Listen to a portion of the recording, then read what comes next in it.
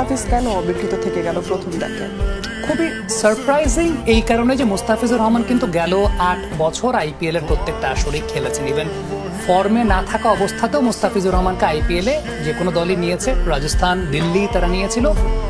বাঁহাতি পেসারের কদরটা, বিশেষ করে বিদেশি বাঁহাতি পেসারের কদরটা সবসময় আইপিএলে থাকে। তবে এই বছর মুস্তাফিজুর রহমান যে সময়টায় নিলামে উঠেছেন ওই সময়টায় ২ কোটি রুপি বেস প্রাইস দিয়ে ক্রিকেটার নেয়ার লাক্সারিটা ম্যাক্সিমাম ফ্র্যাঞ্চাইজিরই ছিল না আসলে, সত্যি কথা বলতে। এখন অনেকে বলতে পারে তাহলে মুস্তাফিজ কি আইপিএল খেলার যোগ্য না?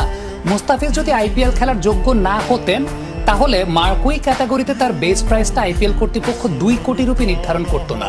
অবশ্যই তার সেই যোগ্যতাটা আছে এবং ভালো মতোই যোগ্যতাটা আছে দেখে বিগত ৮ বছর তিনি খেলেছেন এবং তার বেস প্রাইসটা ২ কোটি রুপি।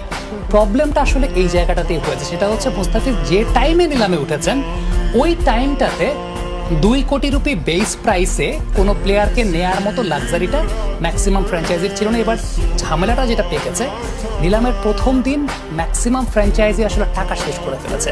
তুমি যদি দেখো যে আজকে দ্বিতীয় দিন যখন ফ্র্যাঞ্চাইজিরা ডাকা শুরু করেছে, ম্যাক্সিমাম ফ্র্যাঞ্চাইজির অ্যাভারেজ বাজেট বাকি ছিল ১৫ কোটি, ১৬ কোটি, ১৪ কোটি। শুধুমাত্র খুব সম্ভবত ব্যাঙ্গালোরের ৩০ কোটির মতো বাকি ছিল, মুম্বাইয়ের মনে হয় ২২ কোটির মতো বাকি ছিল। আদারওয়াইজ প্রত্যেকের ১৪, ১৫, ১৬ কোটি। সো ওই জায়গাটাতে ২ কোটি রুপির বেস প্রাইসের প্লেয়ার নেয়াটা এবং যে টাইমে মুস্তাফিজ নিলামে উঠেছেন ওই টাইমটাতে আসলে ওই লাক্সারিটা ম্যাক্সিমাম ফ্র্যাঞ্চাইজির ছিল না।